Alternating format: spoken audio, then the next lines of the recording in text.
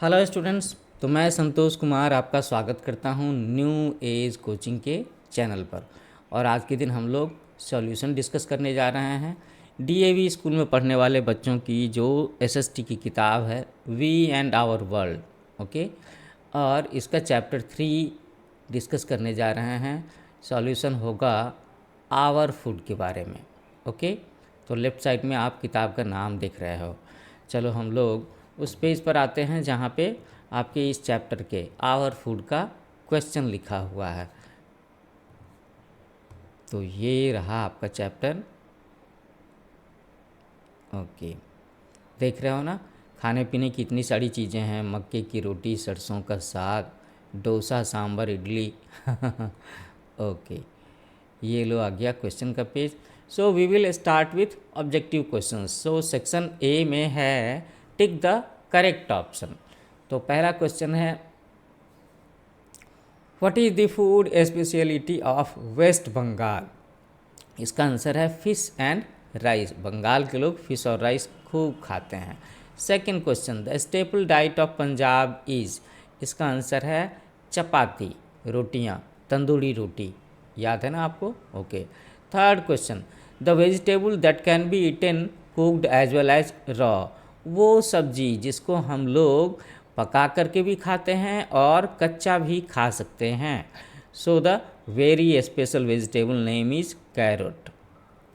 Fourth question है the spice that is commonly eaten fresh. वो वाला स्पाइस जिसे आमतौर पर हम लोग बिल्कुल ताज़ा ताज़ा ही खाते हैं, तो ये है ना ginger. Okay, section B start करते हैं। This is about fill in the blanks. तो पहला क्वेश्चन है food habits that people depend on dash and crops grown in the area. तो इसका आंसर होगा क्लाइमेट। सो क्लाइमेट को हम लोग यहाँ फिलअप करेंगे। Next, we get milk from. हमें दूध कहाँ से मिलता है? वेरी सिंपल, एनिमल से मिलता है ना, चाहे गाय हो, भैंस हो, बकरी हो, ऊँट हो। ओके, तो यहाँ पे एनिमल्स को यहाँ फिलअप करेंगे। Third question fill in the blanks का है people of Rajasthan use a great variety of. वो क्या यूज़ करते हैं? बहुत सारी वेराइटीज़ में। तो इसका आंसर है पिकल्स। अचार यूज़ करते हैं खूब सारा। तो अगली बार अगर आप राजस्थान घूमने जाते हो तो यू कैन पैक काफ़ी सारी वेराइटीज़ का अचार। Fourth question most spices are dash and used.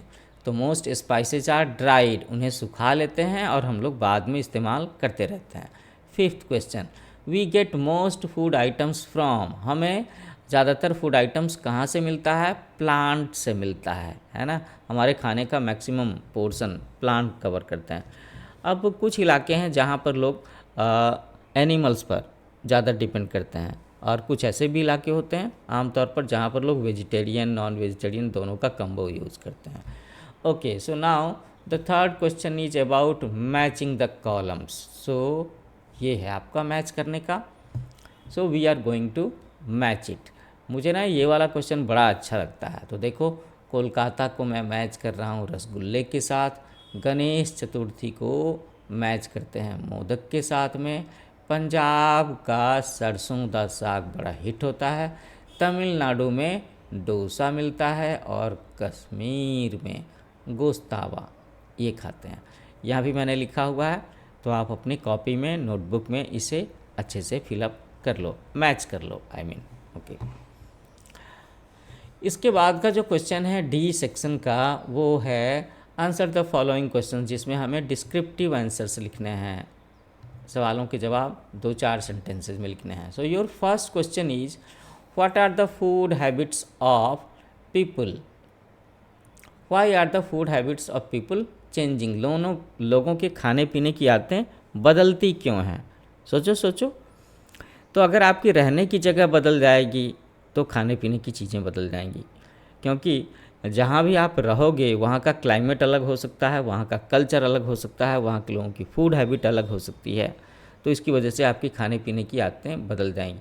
आप जिस तरह के फैमिली में रहते हो ना, परिवार में, उसके अकॉर्डिंगली भी आपकी खाने पीने की आदतें होती हैं। Okay, so why are the food habits of people changing? इसका जवाब है people are moving from one state to another. लोग एक स्टेट से दूसरे स्टेट क्यों जाते हैं? ऑक्यूपेशन के लिए, हायर एजुकेशन के लिए, business and education. So many people have to move from one country to another. ऐसा भी होता है, लोगों को इंडिया से यूएस जाना होता है, जर्मनी जाना होता है, इंग्लैंड जाना होता है काम करने के लिए। So they enjoy the dishes of the place where they live.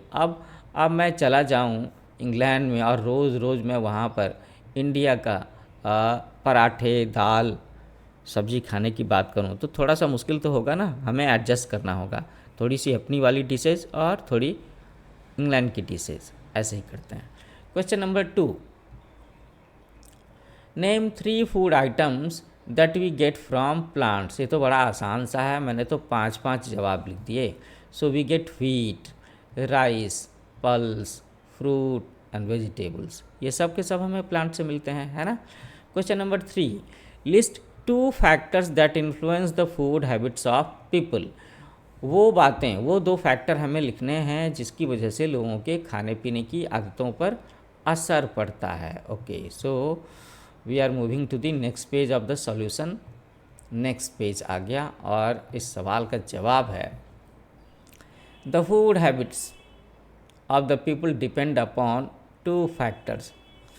First factor is the climate of the region, second the crops grown in that area. इस पर डिपेंड करता है।